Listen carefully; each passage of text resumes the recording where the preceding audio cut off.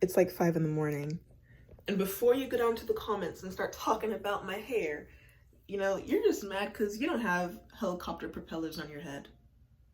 Okay, so you've seen the title of this video, you've seen the thumbnail. I feel like every day, or at least every week, I just prove to be more and more of a clown.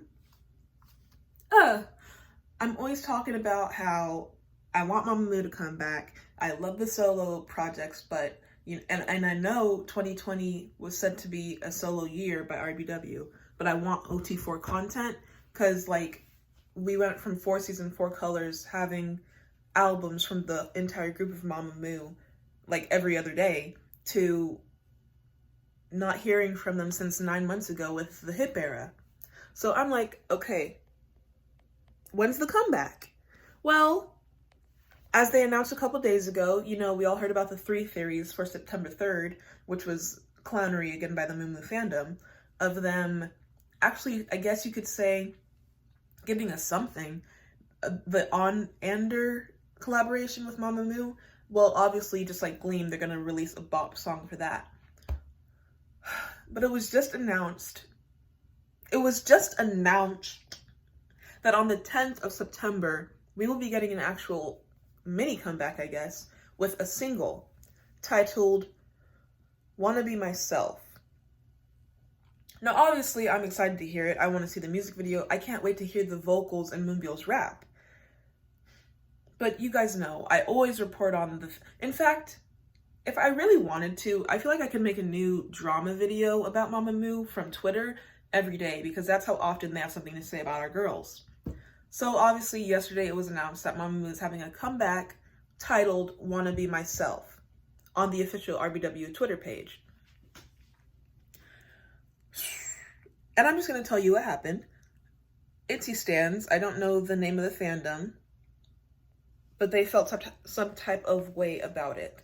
Now, as we all know, a few months ago, ITZY came out with a song called Wannabe, and it was a huge success, as it should be, as most comebacks from JYP groups are, including this new Nizidu rookie group that he's debuting. One of their pre-debut videos already has 100 million views.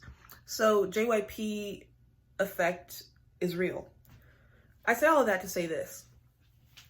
Just because a group is bigger, just because a group comes from a bigger company, does not mean that they have all rights to a word, does not mean they have all rights to a concept, does not mean that any group following them can't title or talk about the same message.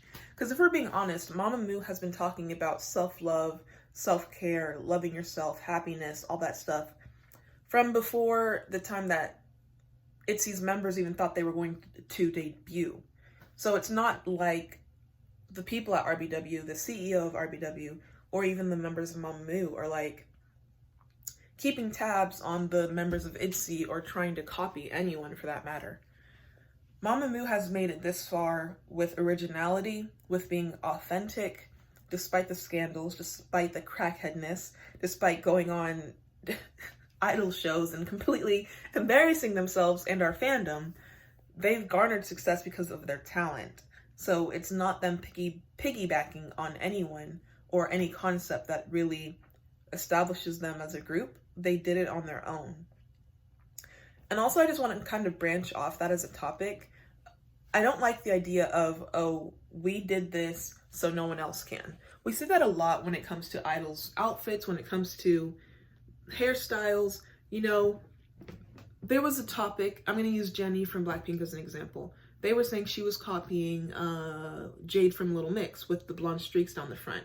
And then others were saying that other idols are copying Jennie. But it's just okay, if you want to play this credit game, whatever, hello sis, we need to give all the credit to people from first gen, second gen. Because if we're being honest, everything that's possible in this third and fourth gen upcoming groups was because of first gen and second gen. So why the heck would same third gen groups be trying to copy each other? I guarantee you guys, I feel like fandoms think K-pop is some Game of Thrones or something, when really our idols are all beagles, crackheads, and just want to get rich and have fun. But we try to turn K-pop into this toxicity that I feel like is extremely unnecessary. But anyways, that's not what this video is supposed to be about. I wanted to get on here and talk about my predictions for Wanna Be Myself, what I think it's going to sound like, how I feel about how they announced it on Twitter, right? I saw tweets from the official RBW page in Korean and English. So I feel like that was the official announcement. Also, Moonbyul posted on Instagram. It was like an image of her in some nice Burberry like jacket, and she was like, "You'll be seeing me soon."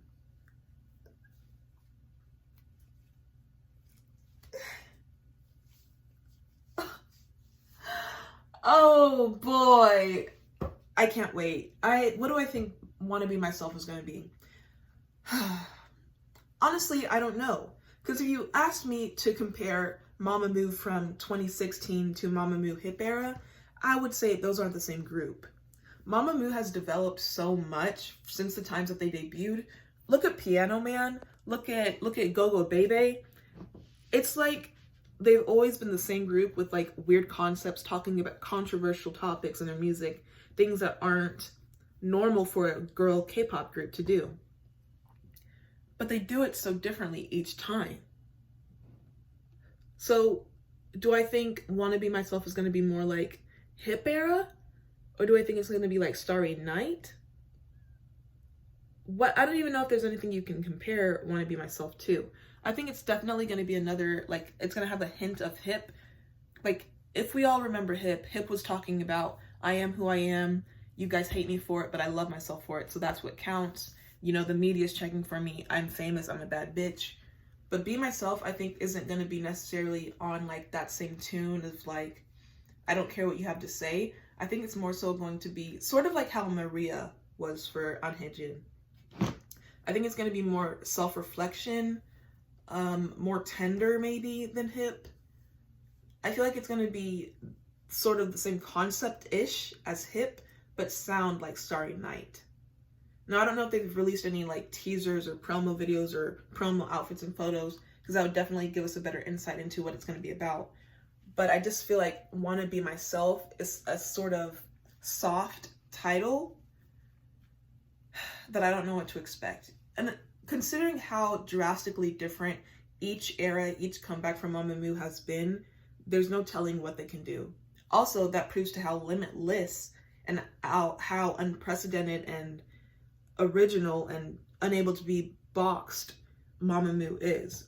If you can never predict what a sound is going to sound like, and let me be honest, it's sort of easy, or it used to be easy. I guess these groups are kind of changing it up.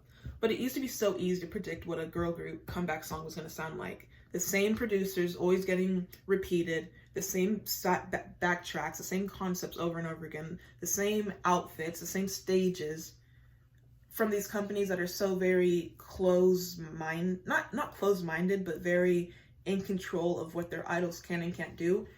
It was almost like you were standing the same group over and over again. There was no difference.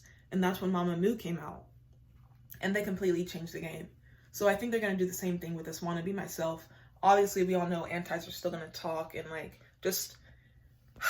If you have something to say about a group announcing a comeback, you're just a fan. Why do you even know? How did ITZY fans know Mamamoo was having a comeback before I did?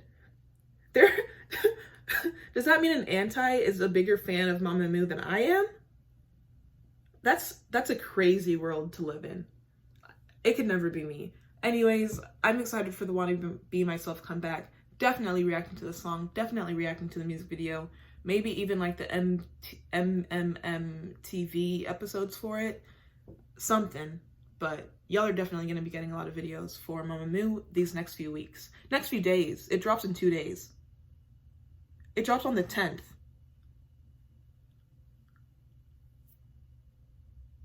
I'm getting a Mamamoo comeback in 2 days. I need to get prepared. This is not cute. It's not cute. Love you. Bye.